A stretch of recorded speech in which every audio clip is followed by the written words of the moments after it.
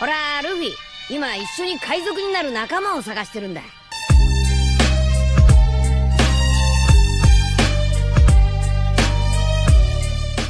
Hello guys, welcome to my channel The Wandering Zoro, your go-to destination for anime-related content.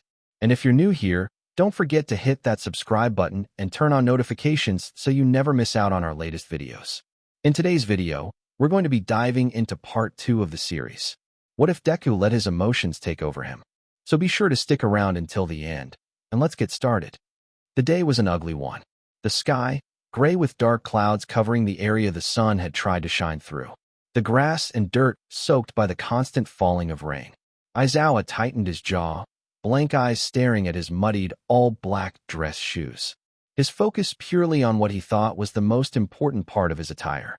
He did not want to recognize the muffled sobs that took up the atmosphere, nor did he want to hear the words of the elderly man near him, spouting off words like peace, loss, and God. He hated the last word especially, for what God would allow this. Finally, he forced his gaze upward, catching the shining gloss of two dark mahogany coffins dangling over dark pits. A strained sigh came from his lips, his hands shoved into the pockets of his dress pants. Shhhh, it's okay, Eri. Glancing to the right, he spotted where the muffled sobs had been coming from. Eri, the young girl cuddled into Namuri's embrace. Both the older woman and child wearing black. After all, it was a funeral. Clenching his hidden fists, he put his head back down. No matter what he did, the impact of his failure would continue to haunt him. Eri was a reminder of that failure. Now, is there anyone who would like to say a few words about the deceased? The elderly man from before spoke loudly, one hand clutching a Bible and the other a rosary. A priest by all account, his attire only solidifying this notion. A minute passed, and not one person had stepped forward. Many didn't want to, and others were still grieving. Finally, he took the step forward, finally raising his head. I do. His feet splashed in the small puddles around him as he moved to the podium the priest had been standing behind. Taking the stand, he looked to his audience. Other than Namuri and Eri, both heroic classes were in attendance, along with them All Might, Vlad King, Present Mike, Nizu, and lastly Mitsuki Bikagu. He noted the crying faces, a bitter thought entering his mind. Why did they even bother? His class and All Might had no business being here. They were part of why Izuku left that day. Still, he kept his lips closed, only opening them after a moment passed. Izuku and Inko Midoriya were the best of this world. When I first met Mrs. Midoriya, I saw a woman who would sacrifice everything for her family. A woman who, despite not being rich and had little power, did everything she could to raise her son into a man. This world was robbed of a sweet woman who had done nothing wrong. He paused, thanking the rain for covering the small tears leaking from his eyes. And Izuku, the word hero didn't apply to him in the slightest, because he was much more than just another hero. I initially thought nothing of Izuku when I first saw him, but time and time again he proved not only me wrong, but everyone around him wrong as well. There wasn't anyone Izuku wouldn't try to save. Aizawa looked over to Eri. The young girl, while still crying, looked him straight in the eyes. I saw Izuku save an abused and frightened girl with no regards for his safety. I saw him take care of that girl better than any other father I've seen before. And I believe he is still out there, fighting to come back to us. Aizawa finished. There were no applause because it was not needed. His words hung in the air with conviction, and those who had turned their backs on Izuku had been overcome with guilt. Stepping back, Aizawa returned to his spot on the grass. He would find Izuku not matter what the League threw his way. Izuku stood silent, hair covered by a thick black hood, his face outfitted in a tight red mask covering the lower portion of his face. His eyes glistening with tears, a few drops streaking down towards his cheeks. I'm sorry. All he could do was apologize. Hearing his daughter cry her lungs out, and Aizawa's speech had sent him to the edge. Perhaps there was a reason people claimed that there was happiness to be found in death. When you die, you can't hear the cries of your family or friends. You can't watch as they break down in front of your coffin, crying for you to come back. His foot inched forward. He could run down there. He could reveal that he had lived and take his daughter back into his arms. That would be what his mom wanted. He knew that becoming the Red Hood would lead him down a path of watching over his shoulder. A life where death would become a constant variable. To his mother, that wasn't life, and he would agree with her. But every time he closes his eyes, he could see himself back in that warehouse. Not just him, but Eri, Namuri, May, Itsuka, Reiko, Aizawa, the list went on. He could imagine himself watching as they got tortured. He couldn't let that future come to pass, but he couldn't do what he needed to do if he revealed that he was alive. Bringing his foot back, Izuku continued watching as the funeral service came to a close. He watched everyone leave one by one, Aizawa being the last to do so. It hurt watching Eri disappear into the distance, but he knew she was in good hands. He trusted her in the hands of Namuri and the others. It was only after everyone had left did he make his approach, leaving the hillside that was just out of sight. Passing the gravestones of several other departed souls, he came to stop at his mother's grave, the coffin having already been lowered into its final resting place. Stepping toward the headstone, he placed his hand on the black marble material. He had assumed Yudare paid for this funeral, and a small amount of gratefulness welled in his chest. "Sorry, Mom. I know you always said you'll watch over me, but please don't watch what I'm going to do next." Taking his hand off, Izuku turned to his grave. Like his mother, he had been given a coffin. Jumping down into the pit, Izuku pried the box open, curious as to what they buried in his stead. When he finally busted it open, Izuku froze. His hero suit lay inside, along with several pictures ranging from family photos to him as a kid, but one stuck out most to him. It was a small picture of him and Eri, the two of them holding up a certificate of adoption. He put a hand to his face. He couldn't leave this photo behind. It was a memory of who he was and who he wanted to protect more than anyone in the world. Taking the photo in his hand, Izuku stuffed it into the pocket of the jeans he had been wearing. Slamming the lid closed, Izuku climbed out of the grave, and once he reached the outside again, he took a handful of dirt. Holding out his hand, he let the dirt fall onto the coffin. No turning back. A gloved hand pushed the black steel slide of a rifled bore Jericho 941 with a metallic click. Its chamber loaded with a .45 super round. Both gun and ammunition unregistered and illegal, yet the man holding the sidearm could care less. A red, glossy, full-faced helmet. The eyes a pure white, giving no indication as to the identity of the man, whilst giving off a burning intimidation to those who witnessed it. His attire only served to accentuate the helmet, a brown leather jacket affixed over flexible and tight-fitted black-plated armor.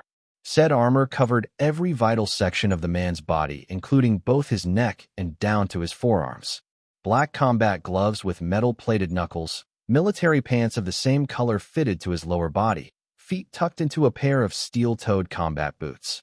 Everything from the gun in his hand, along with the one holstered on his thigh, to the razor-sharp knife sheathed on the back of his waist, and finally the pouches lining his belt, holding an untold amount of items, spelled out that whoever this man was, he was not to be crossed. Slowly the man holstered the weapon in his hand, strapping the firearm to his side. His gaze from behind the helmet directed at a large building only a block away. Several people were lined up outside as a vibrant neon sign displayed the words, "The Afterlife, a gentleman's club well renowned within the red light district of Narahata. The city abandoned by heroes. He's here." The man spoke, his voice distorted, almost robotic sounding. Without a second warning, the man's body became cloaked in red lightning. From his crouched position, his feet dug into the gravel roof before he jumped, leaping above several buildings at a speed that caused him to go unseen. It was just a few seconds before the man made his landing, now on the roof of the afterlife. When he landed, there was no noise, the sound of his impact being reduced to nothing via the dampeners in his boots. Turning on his heel, he scanned his surrounds, spotting the 5 rooftop guards that were on standby. In their hands were rifles, most likely illegal, though their laziness was easy to see. Many of them had opted to slacking off, speaking absent-mindedly to each other. "Why couldn't we be placed to guard the inside? What crazy monster is going to go through the roof? Waste of time, we could be getting blowed off by now. You really want to pay some cheap woman to blow you off so you can get diseases? You know what I mean." Yeah, I get it. I see what you mean, but the boss is the boss." It was mindless chatter. Taking out his knife, the man stood walking behind the first two, slowly creeping forward the 2 chatting men. Brandishing the knife in his left hand, he reached with his right towards the other's neck. In one swift motion, he stabbed the left guard. The blade sliced through the base of the guard's skull. In a soundless scream, the guard went limp. His partner had not been so lucky either. With a closing fist, the man snapped the right guard's neck in an instant. Still having a hold on both corpses, he slowly lowered them to the floor, before ripping his knife out the guard's skull. With those two done, there was only 3 left. Quickly, he dispatched the rest, using both his knife and strength to sever their ties to the real world. When everything was said and done, the people below were none the wiser. Entering the building through the roof, the man could hear the blaring music of the joint. Going deeper and deeper, and he caught the sight of entertainers. All of them women, in their mid-20s, some even younger. He paid them no mind. Instead, he searched through the pulsating shades of purple and pink lights to find his target. There you are. Seated in the VIP booth with what seemed to be the best entertainer's money could buy around his arms was the one and only Akira Takaoka, a toxin-peddling trash bag with an interest in child phonography, and recently a man who has come into contact with the League of Villains. There was no reason for the man not to hunt down Akira, but the last part especially earned Akira the right to be at the top of the man's hit list. Unholstering his pistols, he pulled back the hammer, readying them for action. He noted the security detail around the man. 2 guards noticeably larger than the others, most likely born with strength-enhancing quirks. He also noticed the way their veins seemed to pop out in a vibrant red. Trigger, he's run into the toxin before, but only in small quantities, though it was steadily increasing. It had not reached Mizutofu yet, something he was grateful for, but he knew it wouldn't stay that way for long. Either way, it didn't matter whether the men were hopped up on Trigger. They couldn't stop his bullets, nor could they stop his fists from splitting their bones. Other than the 2 men, there were approximately 10 others watching from the sidelines. 2 at the main door, 3 by the bar, 4 on the second floor across from him, and finally the last 3 guarding Akira, sitting by the man in the booth. They too were distracted by the half-naked girls sitting in their laps, clearly being Akira's favorite guards. Not that it mattered, they would be dead soon anyway.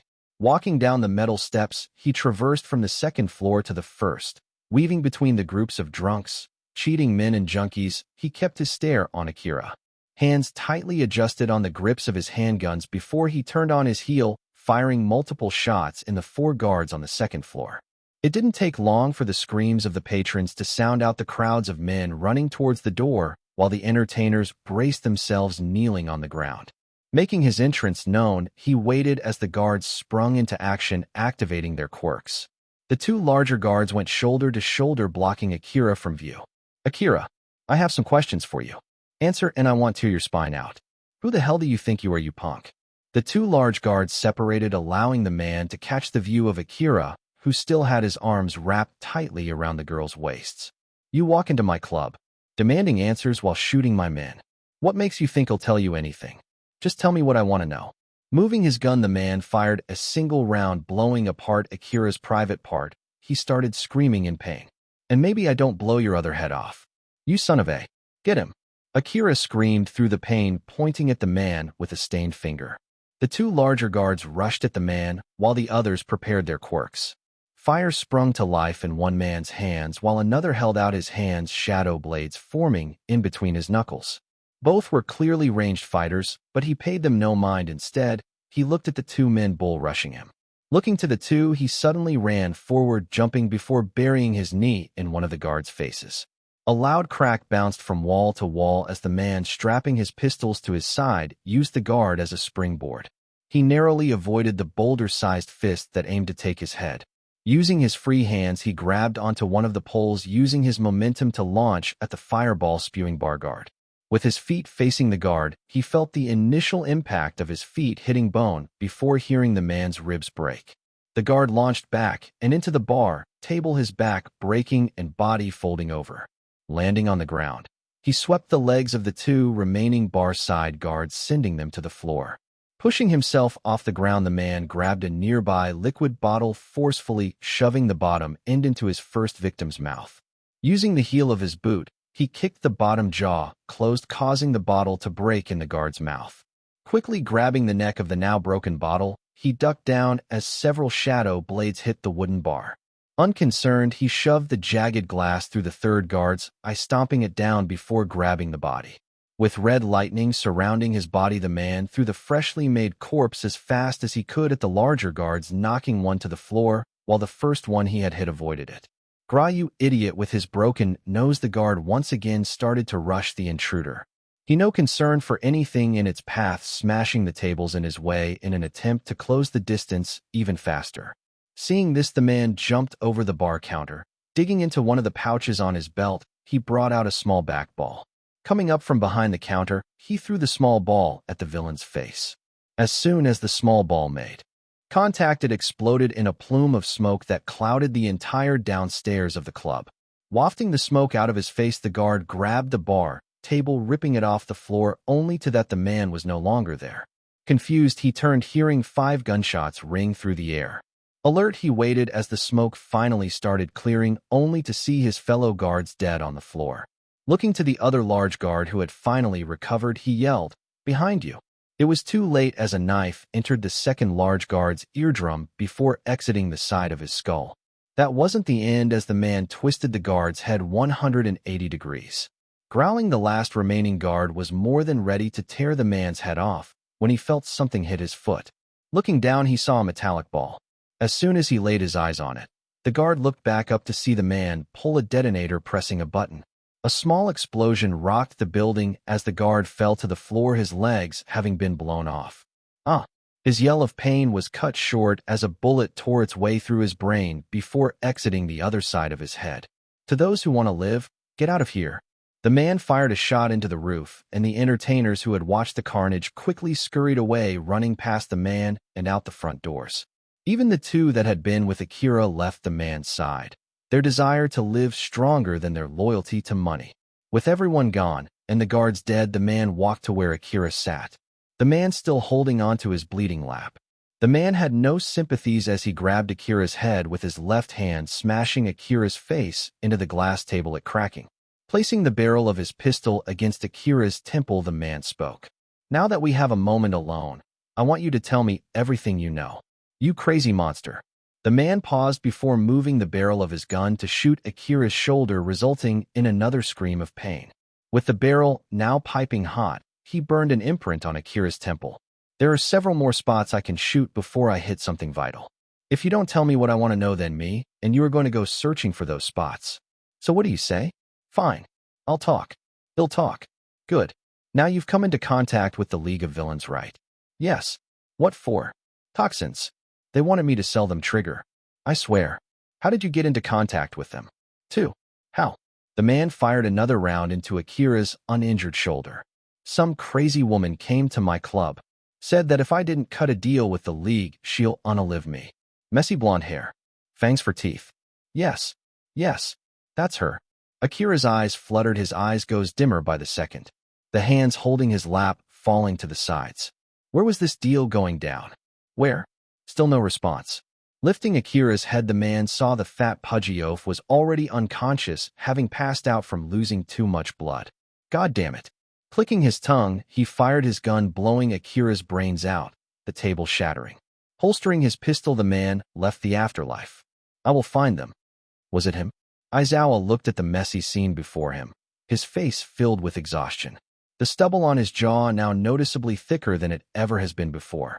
His question directed to the short-haired man who stood right beside him. Eyewitnesses claim that the Red Hood was here. Looking at this, they aren't wrong. Another messy scene? Yeah, they were spot on.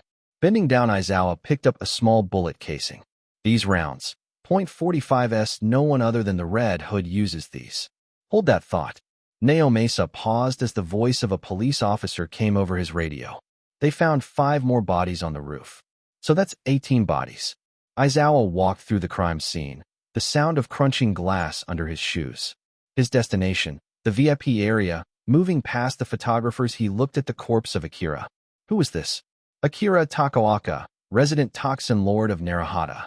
Arrested several times for toxin possession and various other crimes, however, was never convicted due to a suspicious lack of evidence. Nomasa stated having recognized the man from his earlier years. If Red had got to him, then that means he really was guilty of something. Kneeling, Aizawa took a closer look at the man. Strange, Akira's body wasn't like the others. There were wounds in non-fatal spots. Usually Red Hood was quick and brutal with his kills, so Akira's body having these wounds didn't make sense. Nomasa, did any of the witnesses hear why Red Hood might have been here? Some of the entertainers claimed the Red Hood was looking for answers. Of what answers he was looking for, they haven't got a clue. They all left when Red Hood ordered them to. The toxin trade? Shipments? What is it? Aizawa sighed in frustration, Red Hood never made things easy. The vigilante was an enigma. No clues to what he looks or sounds like, his motives, or where he was going to strike next. Any possible informant were dead before they could ever get to them. This had been the same pattern for months. They were always a step behind. What about the security footage? I'm having a team look through it right now. Until then, I don't think there is much more we'll find here. Why don't I take this one? I'll send you the security footage when I get it. Naomasa tapped the underground hero's shoulder. Yeah, all right. Standing Aizawa rubbed his eye. There was nothing else he could do here. Anything else you find about the Red Hood, or why he was after Akira, you tell me. Of course. You'll be the first to know. By the way, Aizawa, are you? Yeah, he's still out there. Aizawa had already turned his back to the detective, not daring to look back. Aizawa, you know that by now he's out there. Aizawa left without another word. He was not going to give up. Red Hood slammed his fist down on a small metallic desk, the steel bending under his strength. I almost had a lead. That fat trash piece of trash. Red Hood stared at the table below him, his red lightning surging around his body, the stains on his armor and jacket steaming, being boiled by the lightning. Reaching to the back of his helmet, the Red Hood slid a small section of the helmet on the base of his head. With a small hiss, the helmet became undone, his forest green hair being revealed. Breathing heavily, he clenched his fists tightly before unsheathing his knife. Looking to the board above the table, his eyes drifted across several hand-drawn pictures, all of them consisting of the LOV members, their features almost picturesque. After all, he couldn't forget their faces. Taking the knife, he stabbed the photo of a messy, bun-haired girl with a twisted smile on her face. You're first. Aizawa cracked his knuckles, his eyes staring at the illuminated computer screen before him, his knee bouncing in anticipation. It had been nearly 2 days since the crime scene where the late departed Akira had died by the Red Hood. Since that night, all he had been left with was questions. Why Red Hood visited Akira? What answers the vigilante had been searching for? Both of which he had no clue, but needed to know. Sighing, he rubbed his eyes, looking to the clock on the wall above him.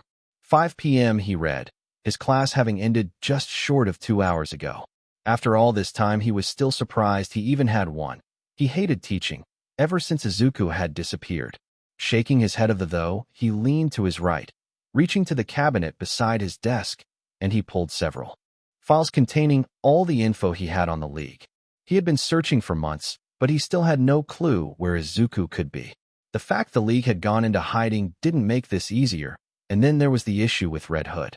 The vigilante had made gathering any information impossible. Every villain rumored to have been working with the League were either dead or paralyzed from the neck down. It was a pattern that continued to prove irritating for the hero and amounted suspicion. Sure, he could have chalked it up to the villains being in the wrong place at the wrong time, but every villain claimed to have contact with the League. No, it was too coincidental to be just dumb luck. Are they targeting the League? He would put it against the vigilante to target the League, but the question was why? Was it to kill them? Or was it something else? Shifting the files, Aizawa stopped on a file labeled Red Hood. Staring at the file, he pondered just what was it that motivated Red Hood. With a small huff, he shook his head. He wouldn't get anything until Naomasa sends him the footage from the club. Standing from his desk, he moved toward the door. All he could do was wait. Leaving the office, he strolled down the white halls of Uda, heading towards the exit of the school. If Naomasa was going to delay sending him the footage, he would rather spend the free time he is patrolling on the off chance he can find something. Going from the second to the first floor, Aizawa bathed in silence before a loud yell came from Recovery Girl's office. Pinching the bridge of his nose, Aizawa walked to the room before slowly opening the door. That hurts. Entering his line of sight was Namuri, the woman sitting on the white bed of the medical room. Bandages caked in vital fluid being wrapped around her arms and the sides of her body. Her attire consisting of only the bottom of her hero suit and an undergarment. Ignoring her state of dress, he looked as Recovery Girl worked tirelessly on tying the bandages. It'll only hurt more the longer you keep this dangerous lifestyle. Staring at the elderly hero, Aizawa let out a sigh, allowing his presence to be heard. His eyes then met Namuri's, his eyes threatening to burn under her steely gaze. Like him, Namuri had for months been constantly hunting for clues about Izuku's whereabouts. It was no secret that Namuri loved the boy, but it was this love that caused her to suffer. The scar that ran over the bridge of her nose was proof of that. He remembered how this change had started. Initially, it was small, longer patrol hours, lack of sleep, constant training. Then it only got worse.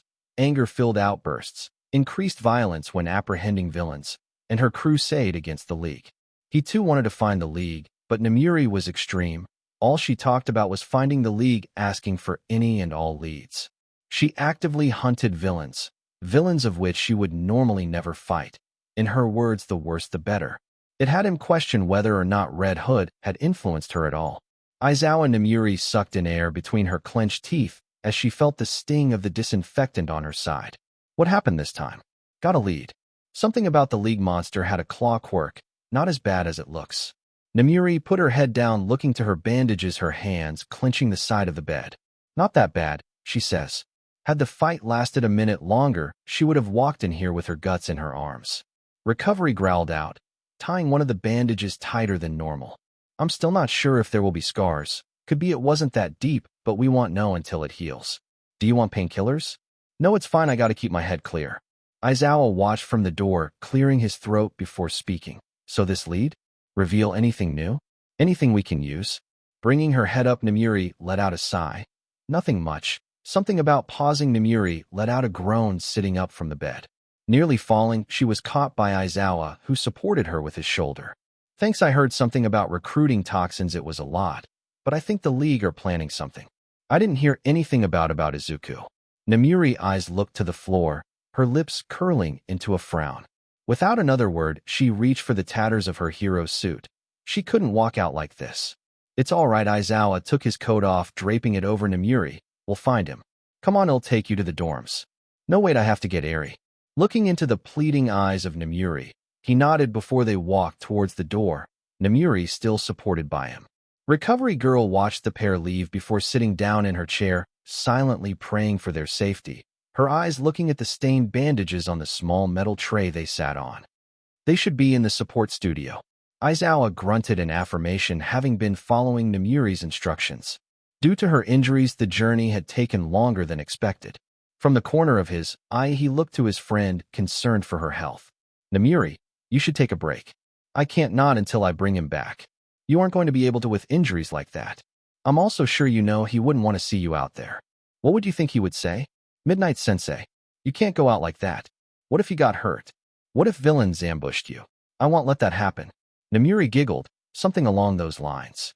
Probably he was pretty timid when it came to almost everything, but when it was the people he cared about, he was as stubborn as a mule. Reminds me of someone else. Namuri gave a toothy grin, looking to Aizawa.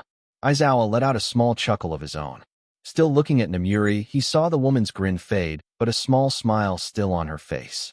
Ignoring the few small tears in the corners of her eyes, most likely from remembering Izuku wasn't there, he was glad he could make her still hold out hope. Looking ahead, he spotted the support studio, the heavy doors still sitting on the hinges, boding well for the pair as they walked to them. Using his free hand, he slid the left door open. Now what is the answer to this question? Aizawa spotted Mei Hatsum, the support student currently leaning over the workbench he was sure she spent most of her time at. Her ungloved finger pointing to a small sheet of paper covered in simple math equations. Her golden eyes looking kindly on the small white-haired girl that sat next to her, pencil in her small hand. Eri, was still hard to face the girl even after all this time. After the funeral, Eri had been in a state of deep depression. According to Namuri, it was even proving difficult to get the girl to eat, let alone leave Izuku's room, but slowly with the help of Kendo, Yanagi, Hatsum, and Hato they had got her to a semblance of who the girl was in the past. Their entrance was not unnoticed, as Mei's head perked up looking in their direction. Namuri, Aizawa-sensei. Her announcement also caught Eri's attention, the young girl looking to Namuri before she jumped out of the chair she sat on. Mama. Running Eri stopped when she stood in front of Namuri, who kneeled down with Aizawa's help. Mama, you're hurt. Eri could see the bandages on the woman's body, her eyes tearing up slightly. Don't you worry, sweetie. Mama is all right. Namuri took her arm, hugging Eri into her embrace. Thank you, Mei. No problem. Mei walked to the pair, patting Eri's head. I love her too, so I'll help as best as I can. Where are the others? They went to the training grounds. The internships are starting soon, and well, we all want to help. The rest went unsaid between the group. All of them knew precisely why they were pushing themselves to the limit. Hatsum, I'm going on patrol. When they are ready, can you help Namiri to the teacher dorms? Yep. Getting a thumbs up, Aizawa walked to the door. Namiri, remember what I said. If you really want to help, rest, at least until you can stand up on your own feet. A ping rang in the air. Checking his phone, Aizawa's eyes widened slightly. Finally. I gotta go. Izuku sat at one of the large workbenches in the cave. The bench covered in paper after paper, picture after picture. Leaning over the extensive information around him, he shook his head. They are contacting Toxin Lords trying to get their hands on Trigger, but for what?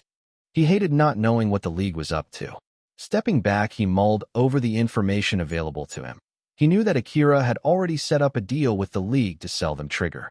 The only question was when and where. He pinched the bridge of his nose. Dead men tell no tales, and the only person who knew the exact location was Akira. Oh no. He was stuck. There were few people close to Akira. Not close as in the wares who pleasured the pig, but who he trusted.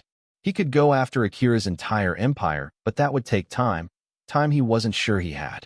The toxin trade in Naruhata now has a hole, but that doesn't mean the operations will just stop. He knew what he had to do, but he had to be quick about it. Looking to the workbench, his eyes fell to his helmet. He had to get to work. Aizawa stared at the screen before him, his ears being drowned with the sound of yelling. Good. Now you've come into contact with the League of Villains, right? Yes. What for? Toxins. They wanted me to sell them Trigger. I swear. How did you get into contact with them? 2. How? Some crazy woman came to my club.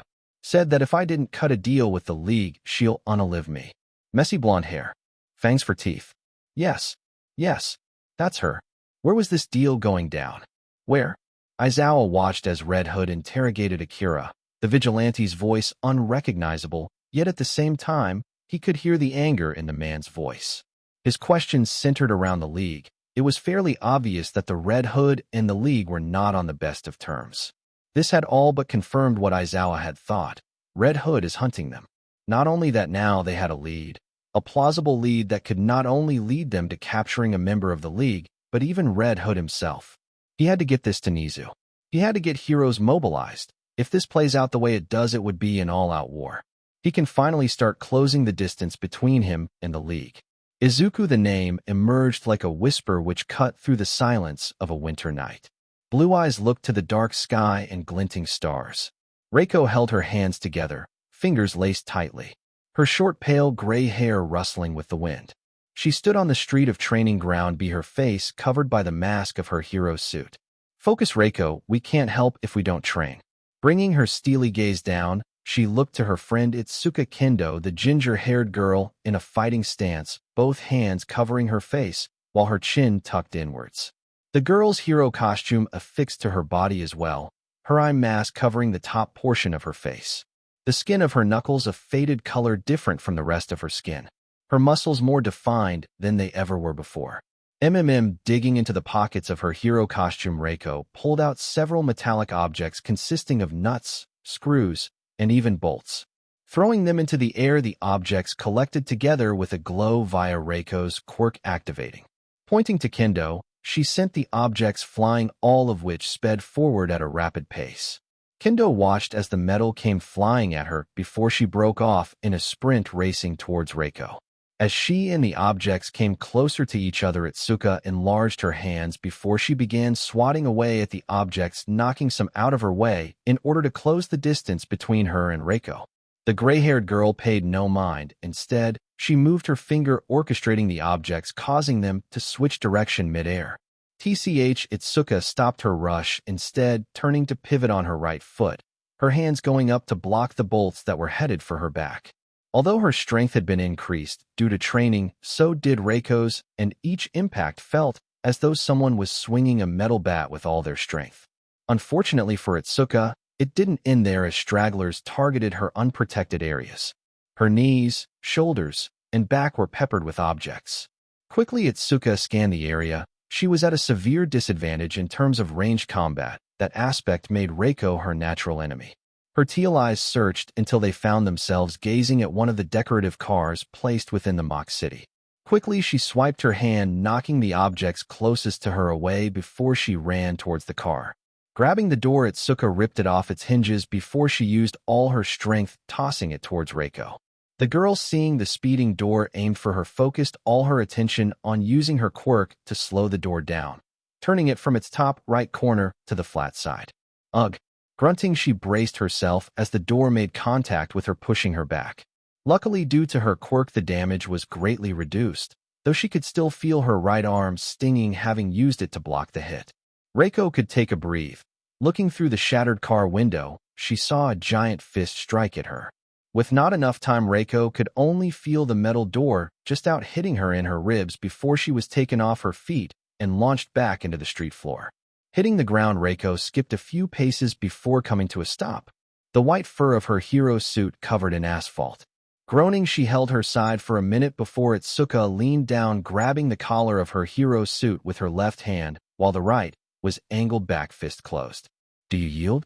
Reiko said nothing and only glared at Itsuka before she suddenly brought her head forward, head butting Itsuka in the nose. Itsuka recoiled back, hand going to her bleeding nose. Reiko picked herself up, hands going up, copying the same style of Itsuka's. Itsuka wiped her nose before grinning, her hands going up as well. At once the two launched at each other, Itsuka tilting her head to the left as Reiko launched her right first forward. Responding in kind, Itsuka threw her left fist, aiming for Reiko's jaw. Leaning back, Reiko narrowly avoided the punch, but soon she felt her head forcibly look up, Itsuka right fist hitting her jaw. Reiko's vision went blurry, her brain rattling in her skull. Her vision then quickly cleared, her left fist clenching as she threw a left hook, hitting Itsuka in her side. Grunting, Itsuka backed away, allowing both her and Reiko a chance to breathe. Staring at each other, Reiko ripped off the mask covering her face, Itsuka doing the same with her eye mask. "You're getting better. Stop taking it so easy." Reiko knew Itsuka could do much better. The girl was a CQC expert. "If that's what you want." Itsuka launched forward, her right fist making a home within Reiko's stomach cavity. With her left hand, she grabbed the back of Reiko's head, pushing it forward while her right foot positioned itself in front of Reiko's leg. In a single swift movement, Reiko flipped, landing on her back. Wasting no time, Itsuka mounted the girl, throwing fist after fist at Reiko, who attempted to block. Reiko was completely powerless, her arms going bruised, suffering from Itsuka's assault. Still, Reiko's eyes seemed to be focused on the foreground, something Itsuka had noticed. Stopping her punches, she looked back only to be struck across the head by the car door from earlier. Dazed, Itsuka was flipped over with Reiko on top this time. Itsuka blocked the few strikes Reiko threw before she dodged a right jab, grabbing the arm. Itsuka twisted it before moving to throw her legs over Reiko's chest, putting the girl into an armbar. Pulling back, Reiko gasped in pain, stuck, yet she refused to tap out. "Stop right there." A yell caught the two girls' attention, Itsuka letting go of Reiko before helping her to stand. Before long, the bright light of a flashlight shined upon them. A disappointing sigh erupted in the air. "Kendo Yanagi. Vlad-sensei," Itsuka spoke, looking at her teacher, who placed a hand over his face. "Again? Incident after incident, I always find you two here." Vlad shook his head, turning, so his back faced the pair. "Come on, you're going back to the dorms." With no other option, Itsuka and Reiko followed after their teacher, not bothering to pick up their discarded masks. "You did good. Your close combat is getting better." Itsuka patted Reiko's shoulder, giving her friend a smile. "That trick with the car door was good. Thanks, you are getting better at dealing long range as well." Giving each other compliments, the two missed Vlad's side eye.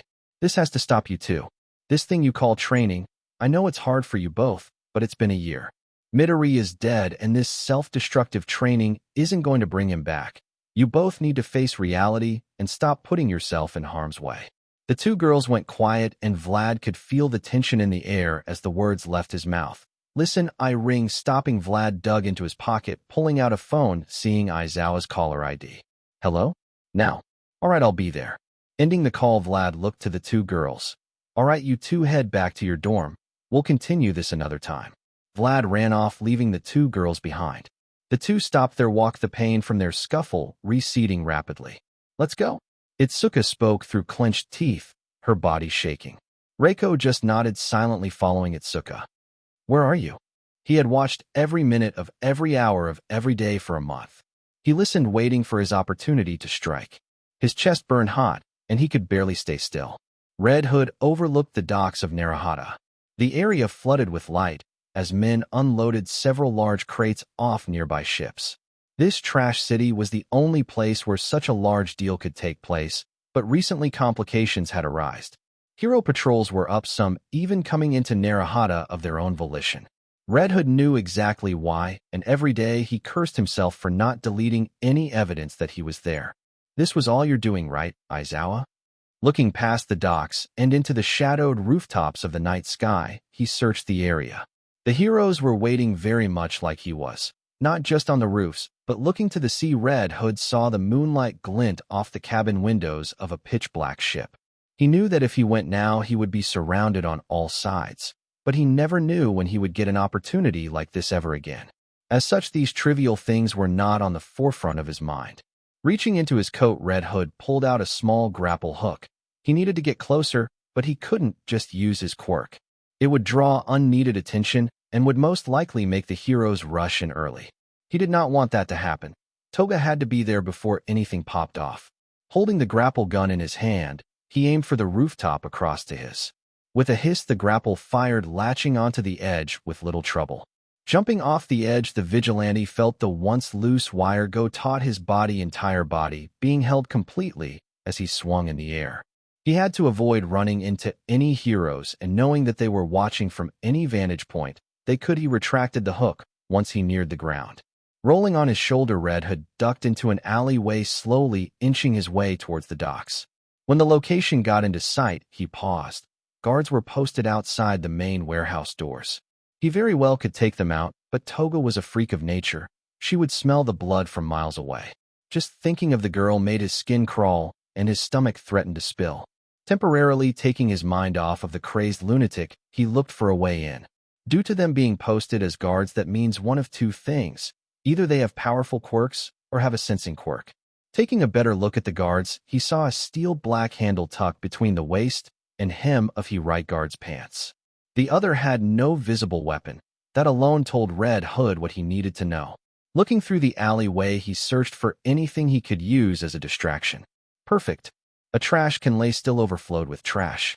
Raising his foot, Red Hood kicked the container over, the glass bottles inside falling out, crashing against the floor with a loud crash. What was that? Red Hood could hear the footsteps rapidly approaching him. Quickly, he aimed his grapple hook to the ledge of the building next to him.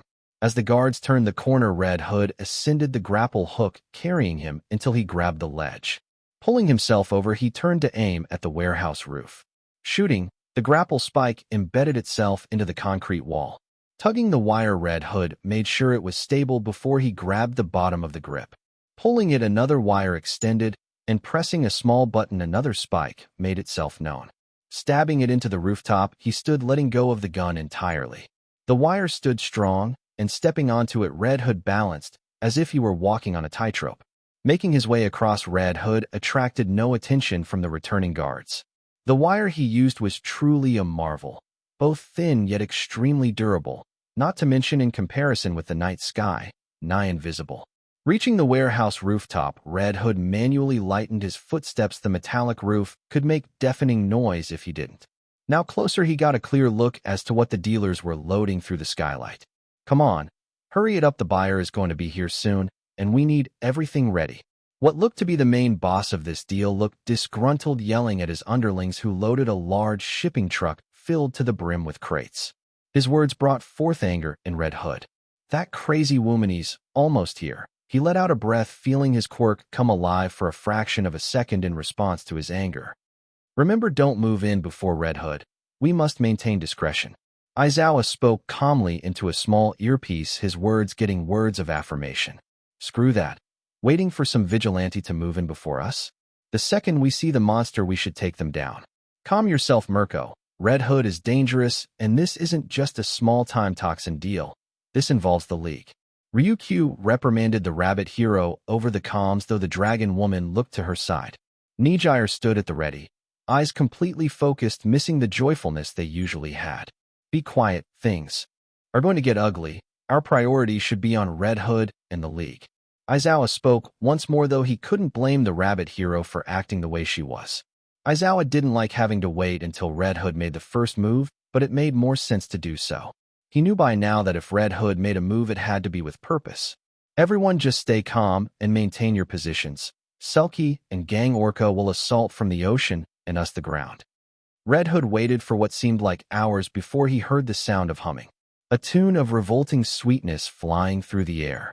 The metal doors of the warehouse creaked open, and Red Hood watched as everyone's attention turned to the person Red Hood wanted to see most. Himiko Toga skipped through the doors. At her sides were two Nomus. Izuka doubted they were on the same level as the one Endeavor had fought, but they weren't pushovers like the ones in Hosu. Seeing the girl, Red Hood went to his jacket, pulling out small black canisters.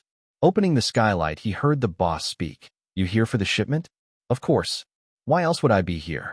"Oh, before I forget, I'm sorry about your poor boss." Feigning sadness, Toga offered her condolences to Akira. The new boss, however, merely shrugged. Fat pig got what he deserved.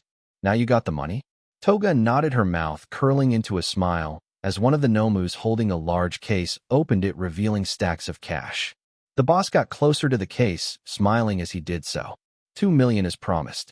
Red Hood narrowed his eyes. The League amassing that amount of wealth in a year. Unless he had been dead longer than he thought, there was no way they should have that much. They must have a backer. He would ask these questions later. Pulling the pins on the canisters, smoke emerged from the top. Dropping the canisters, they hit the floor before spinning, spreading the smoke throughout the entire warehouse. Pulling his gun, Red Hood dropped down, quirk activated as the lens of his helmet lit up. Unlike everyone else, he was able to see through the smoke clearly, and aiming, he fired, splattering the brains of the toxin boss. Wasting no time, he rushed forward, tackling the next figure he saw to the ground. Toga. Yelling her name, Red Hood placed the barrel of his pistol against the girl's chin. His finger itched to pull the trigger, but before he could, the warehouse roof was torn open. "Move in. Capture Red Hood and Himiko." Toga. Ryukyu in her dragon form flapped her wings, clearing the smoke quickly. Soon after, the other heroes rushed in, with Selkie and Gang Orca emerging from the water. Although he was distracted for a moment, Red Hood quickly turned back to Toga, who smiled up at him. "Red Hood, I've always wanted to kill you." Toga blushed as she grabbed Red Hood's wrist, moving the gun from underneath her chin as it fired, the bullet hitting the wall. Raising his left fist, Red Hood tried to strike the girl, but using her flexibility, Toga moved her foot, pushing against Red Hood's arm. Smiling, Toga used her gear, the needles stabbing at Red Hood's stomach and sides. Red Hood did not attempt to dodge as the needles made contact with his armor. To Toga's surprise, the needles could not pierce the armor, and instead the tips caved in. "Though you were going to get me with that shitty trick?" Red Hood brought his head down, head-butting Toga. Before Red Hood could do anything else, however, he was grabbed by one of the Nomu accompanying Toga. With a single toss, Red Hood was thrown back and into the back of the shipping truck. His body crashed against the wood crates, breaking them and spilling the contents onto the floor. Pulling himself back up, Red Hood glared at the Nomus before he attempted to rush forward, but before he could get far, his brain rattled. Waves of sound crashed into him from his side. Looking, he saw Gang Orca. Quirk activated as the hero walked towards him. Red Hood held his head before hearing Gang Orca yell, "Mirko now?" Quickly, Red Hood raised his arm, stopping an otherwise devastating axe kick courtesy of Mirko. "Now it's just you and me, you vigilante asshole." Looking past the rabbit hero, Red Hood saw Toga recovered, fighting against Nijire, Vlad, and Ryukyu, two of whom were being pushed back by the Nomus.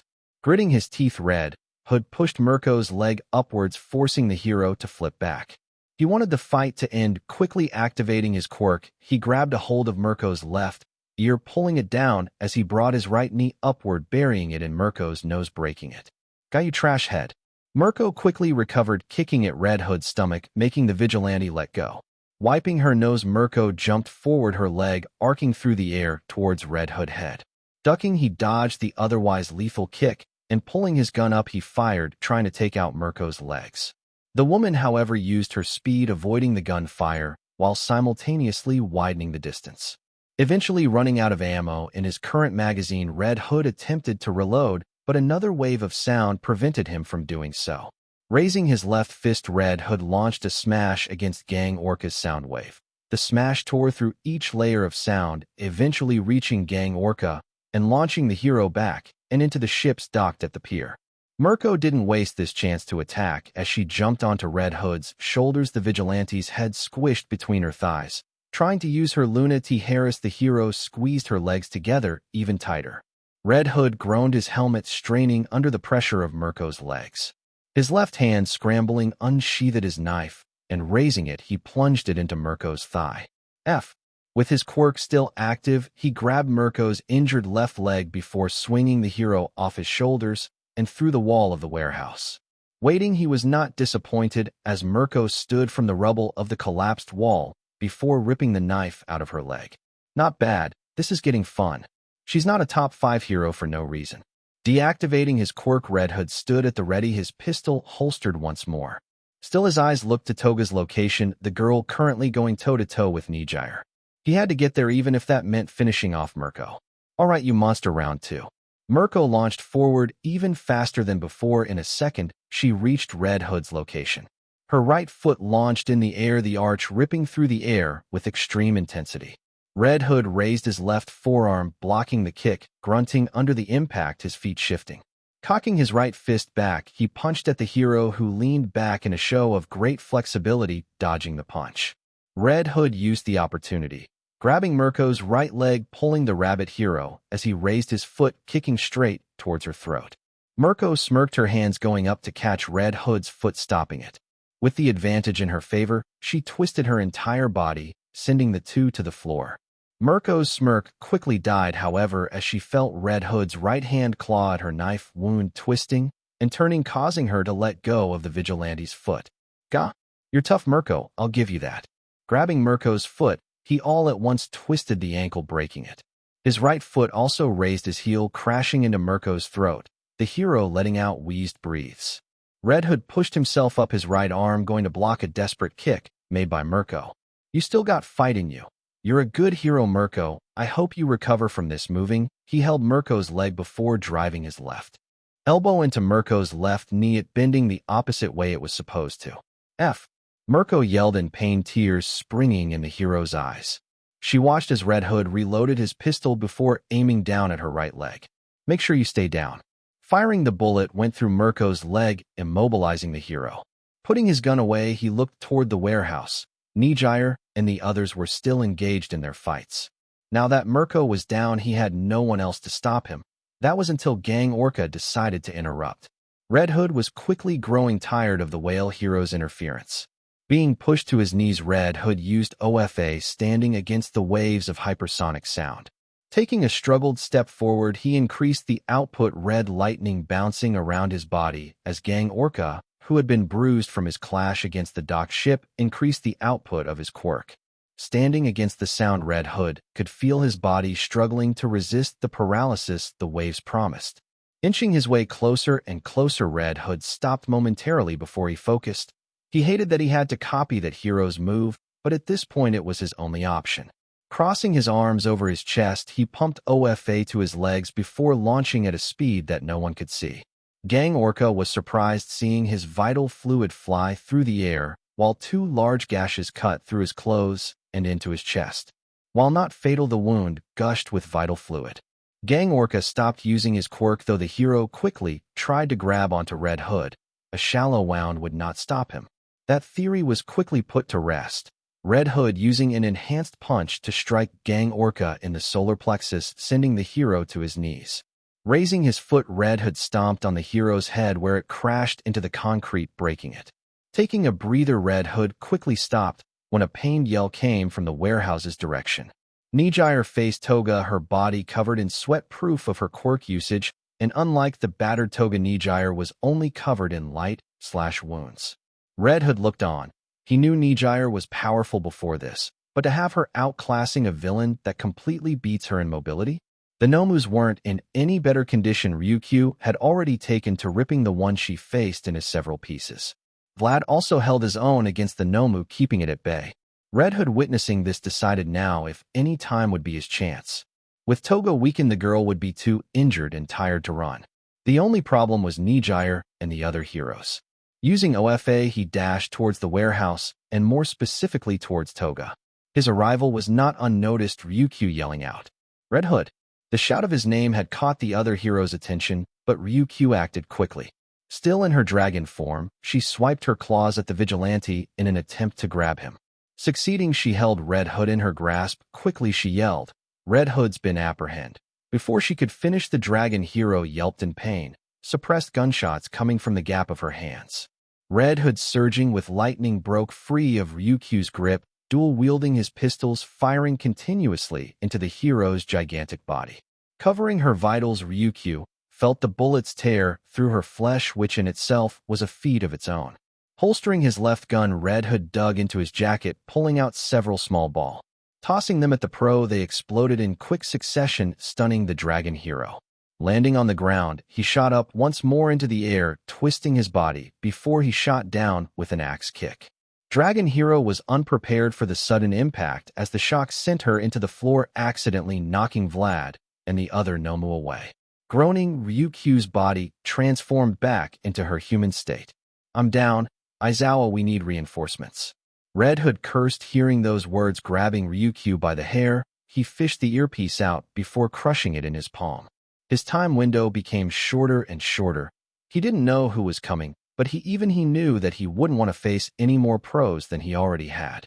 Turning back to Nijire and Toga, the two were engrossed with their fight. Nijire's face twisted in an expression he had never seen before.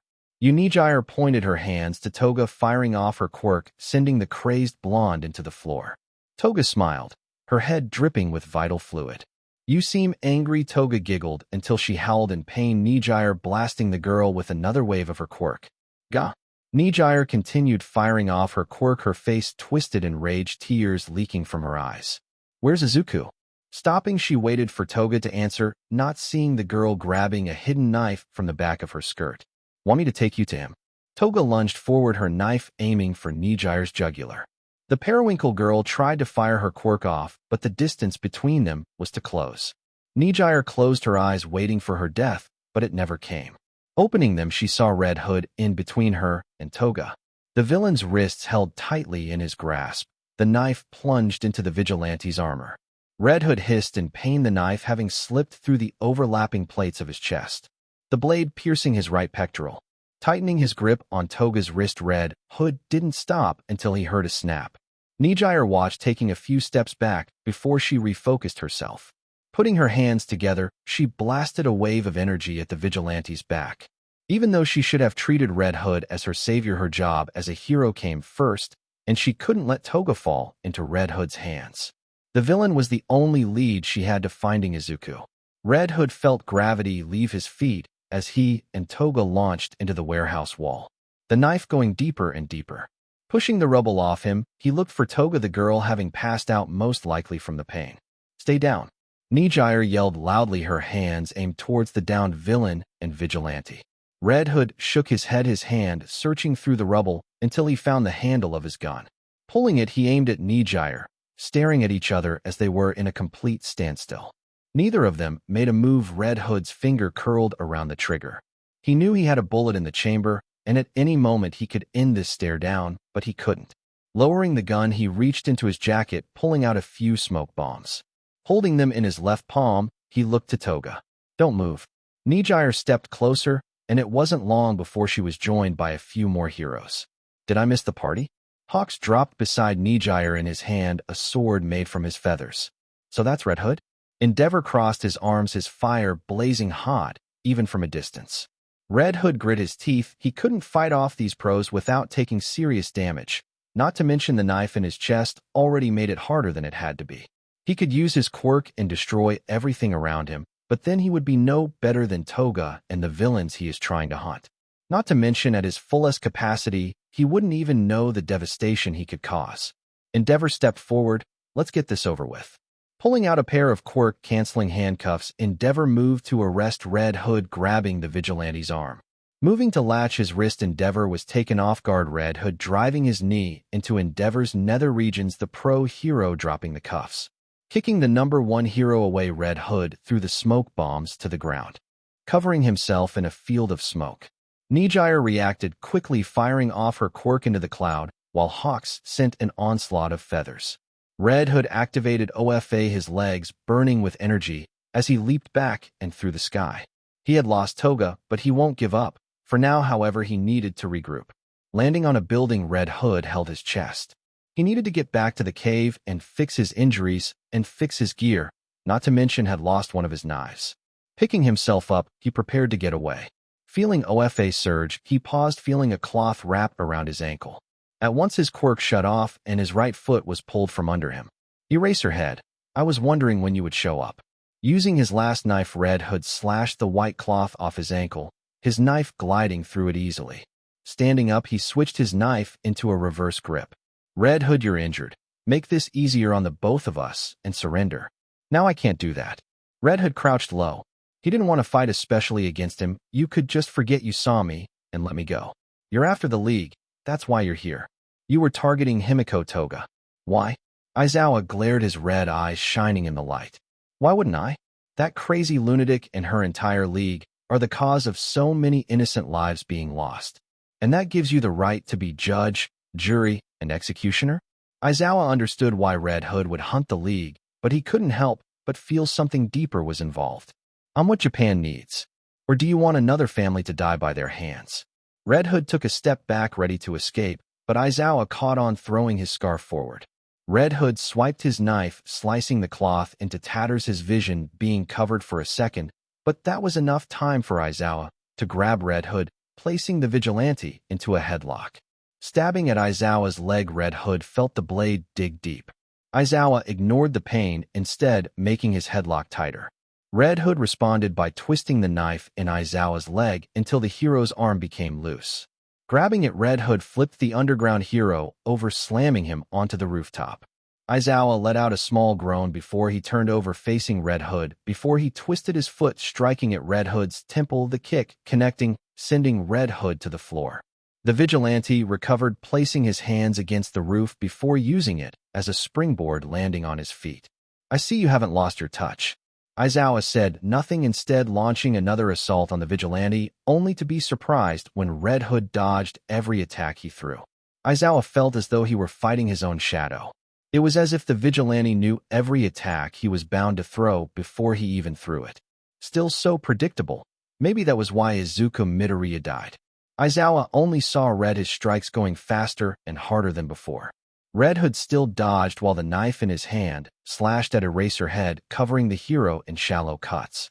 Red Hood hated using this psychological attack, but he needed to get Aizawa off guard. He couldn't let the rest of the heroes catch up. With his open hand, he caught the fist Aizawa threw before he kicked at the hero's injured leg, making Aizawa kneel.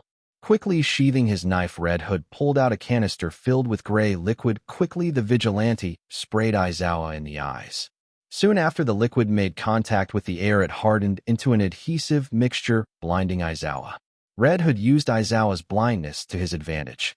Planting his boot into the hero's face, he used OFA, the quirk sparking to life without Aizawa's interference. Giving one last look to Aizawa, Red Hood saw the hero picking himself up. Opening his mouth, the vigilante went to speak, but closed his mouth. Turning, Red Hood leaped away, and by the time Aizawa had cleared his eyes, the vigilante was already gone. Eraserhead, we have Himiko Toga in custody. What your status on Red Hood? Sitting on the roof, Aizawa let out a sigh before he talked into the comm. He got away. Aizawa looked off into the distance, his hands applying pressure to his stab wound. We'll find him. Hawks is already on the move. Do you need paramedics? Groaning, Aizawa nodded. That'd be good. Despite the pain he was in, Aizawa grinned. Even if he failed to catch Red Hood, they now have Toga. He was one step closer to finding the League, and in turn saving Izuku. I'm coming for you. Midnight's feet stomped down the halls of the Mizutofu police precinct, her face holding a look of pure determination. Despite the pain, her body was still, and she was spurred into motion due to her unreleased fury. Her fists balled tightly, her knuckles completely white. It didn't take long for the news to reach her.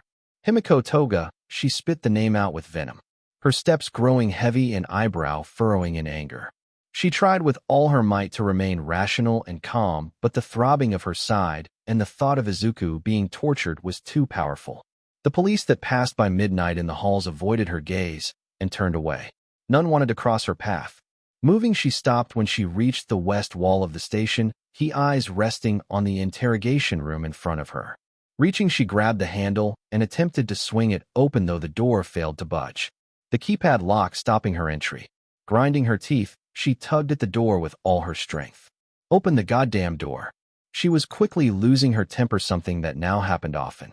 Banging on the door, She only stopped when Aizawa's voice reached her ears. It's locked, you know. Holding his side, Aizawa kept his nerve even as Namiri glared at him. Then unlock it. First of all, you need to calm down. You go in there as you are, and you can cost us this entire thing. Aizawa glared at Namiri, his gaze not faltering. I didn't take a stab wound just so you can mess this up. His words were pointed, but they held no malice. Namiri closed her eyes. Aizawa, she is the key to finding Izuku. She will be if you calm down. Naomasa is already in there interrogating. Now if you want to be a part of this, come with me.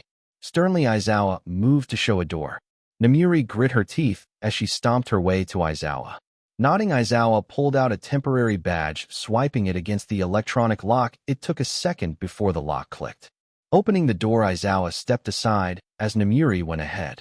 Joining her, they entered the joint observation room, immediately hearing Naomasa's voice come through the speakers inside. Tell us where the League are.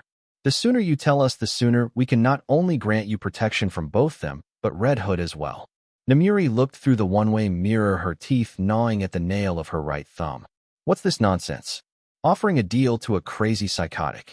Aizawa stood beside Namiri, watching as Naomasa tried to communicate with Himiko, the girl swaying her legs with a smile on her bruised face, while her hands were restrained to the table underneath her arms. This is something we have to do, Namiri. Without her compliance, we have no leads. What's more, Red Hood was willing to wage open war with the toxin trade just to get to her. If Red Hood gets her before we can get any information, we are back at square one. Namiri grabbed her hair. She didn't like this one bit. Protection? Her body trembled. After all this time, she never forgot what Himiko had subjected Izuku to. I know, Aizawa sighed. I don't like this either, but one of us has to think with a clear head. Trust me on this. Red Hood hunting her is something we can't take lightly. I would know I fought him. And you didn't win? Few people could hold a candle to Aizawa in terms of close combat, and Namiri knew this best. No, I didn't. As far as I know, he was injured. How severe? I don't know, but that doesn't change the fact he knew everything I was going to do before I did it. Looking down, Aizawa pulled a piece of his scarf out from his pocket. Nothing I know of can cut through my scarf so easily, yet his knife did, and he knew exactly how I was going to use it. He knew the weakness of my quirk, and I don't doubt he knew more. Namiri listened. So why didn't he finish you? It's not like he hasn't killed heroes before. That is something I can't understand. Maybe he was prioritizing escaping. Maybe he just didn't find me worth finishing, but I feel as though there is something more. Aizawa couldn't put his fingers on it. Come on. Seems like Naomasa has done all he could. Moving to leave, Namiri trailed behind Aizawa as they found themselves waiting at the interrogation room door. Waiting, Aizawa spoke again. Namiri, you are going to want to hit Toga, maybe even unalive her. I'm telling you now that if you show any such attempt, I'll put you down myself. Reaching, Aizawa swiped the whip off Namiri's belt. Holding it in his hand, he attached the whip to his belt. Namiri stayed silent. Her stare focused on the door. She had only half listened to Aizawa's words. Her mind was occupied on what she was going to say when she came face to face with Toga. The door opened, Naomasa sighing as he saw Aizawa and Namiri. She won't say a word. All she does is sit there with that smile. Pinching the bridge of his nose, Naomasa looked at Namiri before his gaze turned back to Aizawa. Maybe you can get her to talk, but are you sure Midnight can handle this? She'll be fine. Aizawa stopped Namiri, his hand in her face. Naomasa looked to the two before nodding. If you say so, I'll be in the observation room. Watching Naomasa leave, Aizawa held the interrogation room door open. Namiri wasted no time stepping in. The second she did, her eyes landed on Toga's smiling face. Her rage returned full force as she made her way over to Toga's table, slamming her fists against the steel. Sniffing the air, Toga smiled. Someone smells delicious. Is it that time? Irked by Toga's words, Namiri almost snapped. Listen, you are going to tell me where the League is, and where you are holding Izuku Midoriya. Yelling, Namiri got close to Toga's face. Ooh, I know this one. Have you checked his grave yet? Smiling, Toga scooted her face closer, antagonizing Namiri on purpose, seeing her face twist in rage. Oh, sorry, but you should know I did stab him a whole bunch. Just remembering it is sending shivers down my spine. You watched the video, right? So tell me, how did you like watching as we tortured poor little Deku? How did you like watching me taint his body? How did you like watching him die along with that pig mother of his? Laughing, Toga put her forehead against Namiri's, mocking her. Namiri clenched her fist, her lips quivering and body shaking. "You little beach," her voice hushed as she pulled her head away. "Don't you spout off." Raising her right fist, Namiri struck at Toga. Before she could hit the villain, Aizawa held her arm before he used his left hand to push his thumb against the gash on her side, causing Namiri to cry out in pain. "You're protecting her." After what she said, Namiri struggled against Aizawa's strength, feeling his thumb push against her gash harder in response. Aizawa looked at Namiri with cold eyes before he pulled hard, tripping Namiri, sending the woman to the ground. Once down, Namiri held her side, her body shaking in pain. "I warned you. So stay there and keep your mouth shut." Aizawa didn't want to do this. He wished he wasn't in the situation where he had to, but Toga was his only chance. She was the only way he could ever face Eri again. The only way he can redeem himself. As such, he would do anything, even hurt Namiri, and protect Toga in order to find Izuku. Looking away, Aizawa grabbed the metal chair, moving it until he came to the single door in the room, placing the backrest against the handle, locking it in place. Going back to Toga, he stood completely silent. Silently, the two stared at each other, Aizawa showing no emotion as Toga smiled at him. The stare-off lasted for a minute or two before Toga pouted. "HMF, you're no fun." Aizawa didn't move, his eyes focused on the girl. "Himiko, Toga, I have some questions, and you are the only one with the answers. If you tell me what I want to know, I'll let you go free." Looking to the one-way mirror, Aizawa leaned against the desk. "I can also promise you that I will take down any hero or officer that will seek to cause you harm or arrest you." Big Bad Eraserhead. "Will you really let me go?" "What a naughty hero you are," Toga giggled. Every bit of her mannerisms told Aizawa she just thought this entire thing was a game. "Do we have a deal or not?" Say that we do." "How do I know you aren't lying?" Toga tested Aizawa, but the hero was more than willing to play her game. Reaching into his pocket, Aizawa pulled out the key to Toga's handcuffs. Toga was genuinely surprised when her wrists were freed from their bondage. "Okay, I'll play your little game." "Aizawa, you crazy monster!" From the ground, Namiri seethed, her side still throbbing in extreme pain, watching as Toga was set free. Aizawa ignored both her and the sounds of banging on the door as he stood by, throwing the handcuffs to the ground. "Good, now let's get started. First, where is the League currently residing?" "That's a hard one. We move around quite a bit, and honestly, I wouldn't be surprised if they already moved from our last hideout." Aizawa mentally noted Toga's words. Though he couldn't fully trust them, he hoped Naomasa was still listening. "You were making a deal to acquire large amounts of trigger. What for? How is the League planning on using them?" "Come on, Eraserhead, can't you figure that out? Use that brain of yours." Toga giggled, her cheek resting on the palm of her right hand. "What else would a quirk-enhancing toxin be used for? Especially when we have those Nomus with multiple quirks. Another thing to be cautious of." Aizawa squinted his eyes, still remembering how he was almost killed by the Nomu at the USJ. If they had more Nomus like that along with enhanced quirks, things could get ugly very quickly. Aizawa continued with the questioning. He wanted to know anything and everything. Then came for the time where he truly wanted answers. "Izuku Midoriya. Where is he?" Toga smiled brightly. "What do you mean, where is he?" "He's dead. Don't play games with me now, Toga." We know he's still alive now. Where are you hiding him?" "Isn't it obvious? He was buried under piles of rubble. He's really dead." Toga leaned back in her chair. "Toga," Aizawa lowered his voice, glaring at the girl. "We know he isn't dead. His body was nowhere near the warehouse." "Wait." Red Hood stood outside, his back leaning against the west wall of the police headquarters. In one hand a detonator, while the other held both his left index and middle finger against the wall. In his helmet, he heard every word spilled from Toga's lips. He gathered all the information Aizawa had without exerting much effort, but this line of questions was getting dangerous. Taking his fingers off, Red Hood pressed on the detonator, the C4 he placed against the wall, beeping before an explosion shook the building, the wall crumbling to pieces.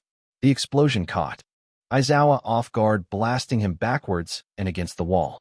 Namiri, who was on the floor, was spared, but the dust that flew in the air blinded her. Toga suffered the most, the force of the explosion hitting her full force, sending her and the table toppling to the ground. Coughing, Aizawa wafted the smoke from his face. Arg. Cursing, he slowly used the wall to stand. "Midnight. I'm fine." Coughing, Namiri responded, rising to her feet, as well both their ears filled with the sound of crunching footsteps. Looking to the wall, they watched the smoke thin out just enough to see a shadowed figure grabbing the downed Toga. No! Yelling, Namiri rushed forward. Red Hood saw this from a mile away, and within his helmet he grimaced. He could tell from Namiri's movements she was severely injured. Still, he couldn't waste this opportunity. Forgive me. Placing his foot against the metal table, he kicked it forward, his quirk activating for a split second as it slid across. Namiri couldn't see what exactly happened as the metal table collided with her legs, causing her to trip and fall to the ground, her previous injuries flaring in pain. Aizawa, on the other hand, moved toward the door, kicking the chair he placed out of the way. As soon as he did, cops flooded the room. Freeze! Yelling, they were interrupted by a high-pitched ring, their vision going completely white. Red Hood held Toga by the neck, his quirk activating as he leaped away and into the night sky. Aizawa closed his eyes, his ears ringing loudly, the entire station in chaos. Alarms ringing, making Aizawa's already subdued hearing worse. Aizawa! Aizawa! Naomesa's hand placed itself on Aizawa's shoulder. Call the paramedics. Secure Himiko. Toga. The few lucky police who weren't blinded ran into the smoke, their weapons drawn. Sir, she's gone. Naomesa, hearing this, cursed. For now, they had to prioritize Aizawa and Midnight. Send word to any nearby heroes. Looking down, Naomesa put Aizawa's arm over his shoulder, escorting the hero out. They should have been more careful. Maybe they could have prevented this. Kaya. Toga woke up with a startled yell, her body freezing as ice-cold water drenched her uniform and body. Tugging, Toga found her wrists tied to the armrests of a wooden chair. Hissing in pain, she looked to her surroundings, her fangs bared. The wire that bound her wrists dug into her skin, drawing vital fluid. If that wasn't all, her head spun, her eyes kept losing focus, and her back stung. Who? She shivered, her eyes finally focusing on the shadowed figure in front of her. The lone swinging bulb failing to show her who exactly the figure was. Who? Red Hood stepped into view, his helmet gleaming as he leaned down, his gloved hands grabbing Toga's wrists. Staring with his emotionless eyes, Red Hood suddenly crashed his head forward, head-butting Toga on the bridge of her nose, breaking it. Toga reeled her head back. Huh? Laughing, she grinned. Red Hood, what's a vigilante like you have to do with a poor innocent girl like me? Wait, don't tell me. You thought you could win my heart, didn't you? Blowing a kiss, Toga was forced to stop by Red Hood grabbing her mouth. Don't you ever shut the hell up? With his left hand, he struck at Toga, dislodging a few teeth and forcing her head to the side. Spitting out a glob of fluid, Toga smiled. Only when I feel like it. Red Hood nodded before standing up. Turning, he looked to the wall, grabbing a hanging crowbar off a nail that had been crudely hammered into the wall. You know, Toga, I've been waiting for this. For a long time. Red Hood's grip grew tighter on the crowbar as he turned to face Toga once more. Do we know each other? Wait, don't tell me. Toga put on a thinking expression, her eyebrows furrowing. What wasn't broken of her nose scrunching and lips moving side to side. Are you someone whose family I murdered? There's just so many I can't really think. I don't expect something like you swinging the crowbar with all his strength. Red Hood smiled under his helmet, hearing Toga's right knee shatter. To know how much suffering you cause. Arg. You idiot. Jolting in pain, Toga pulled the wires, cutting deeper into her flesh as her right leg spasmed. Frothing at the mouth, she glared with bloodshot eyes. I'll kill you. Red Hood poked Toga's inward bending knee. Ah, but you already failed at that. What are you saying? Screaming, Toga bit at the air like a wild beast. Her concussed mind not able to think straight. She couldn't recall who she failed to kill. As far as she remembered, he slaughtered anybody and everybody who laid eyes on her. With his left hand, Red Hood pressed the back of his helmet before he took it off. Toga's eyes widened before her smile returned. I see you. You're alive. No wonder Eraserhead was asking me about you. As if her pain didn't exist, Toga puckered her lips. Come now, Iza baby. Where's my kiss? Izuku smiled, closing his eyes before he jammed the crowbar upward and into Toga's chin. The force at which he did shattered her teeth and fractured her jaw. Toga's head flew back, her entire body going limp as she fell unconscious. Seeing this, Izuku placed his helmet down on a small workbench before grabbing a pair of jumper cables and a lone car battery. Setting the battery down, he grabbed the clips, sparking them together. Forcing Toga's jaw open, he grabbed her tongue, placing the positive clip on the appendage. With his free hand, he then tore Toga's skirt off, exposing her underwear, before he clipped the negative into her pelvis.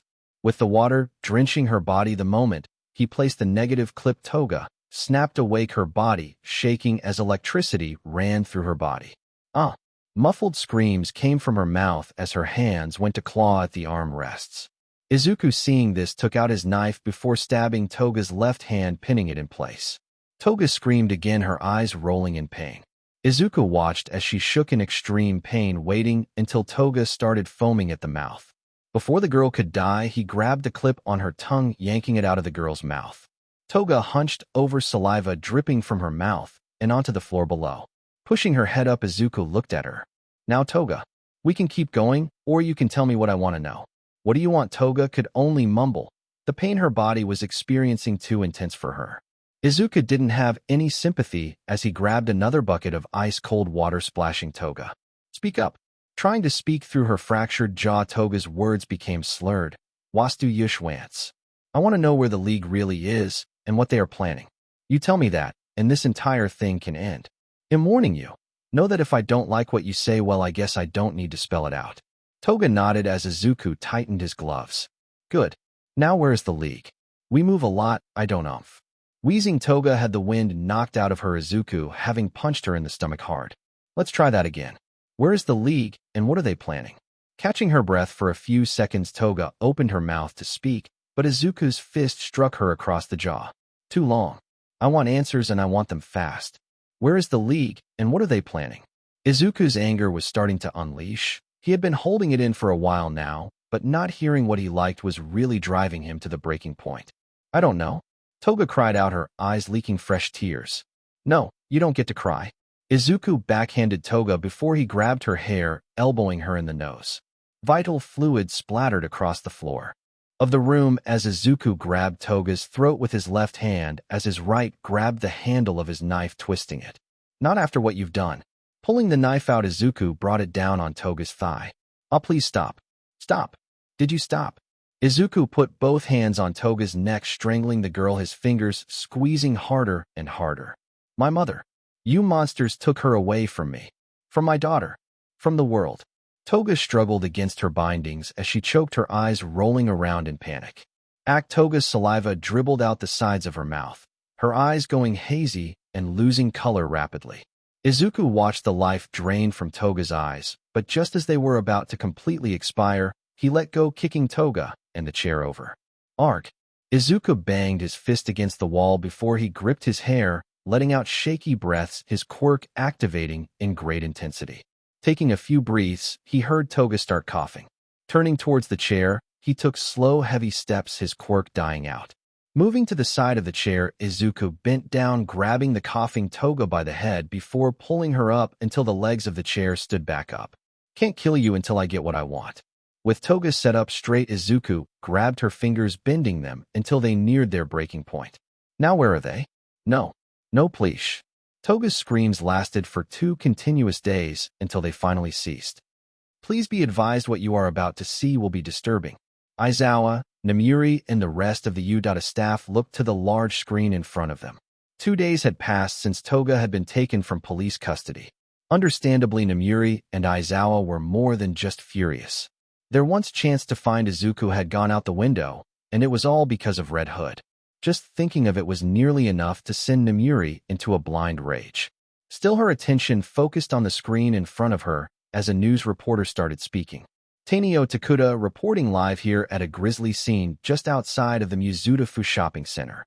Reports say that Himiko Toga, a villain who was apprehended days ago after a toxin deal gone wrong, was taken from police custody 2 days ago by an unknown assailant. Himiko Toga, most known for her messy murders and cooperation with the League, was found dead earlier this morning. After witnessing the scene, just right behind me, some theorize it was the infamous vigilante, the Red Hood, who was responsible. The news footage panned up, revealing the naked corpse of Himiko Toga, the girl strung upside down in front of a large banner. Who's next? Was written in Toga's blood. If that wasn't enough, Toga's eyes had been gouged out while her tongue went through a hole in her jaw. Namuri put her head down, nails digging into the table, her eyes tearing up. We were so close, Izuku. Their only lead was gone, stolen from right under their nose, and the secret of Red Hood's identity died with Toga. So, this was the end of part 2 of this series. Stay tuned for next part of this series, and if you like this video, don't forget to like, share, and subscribe to our channel. Until next time.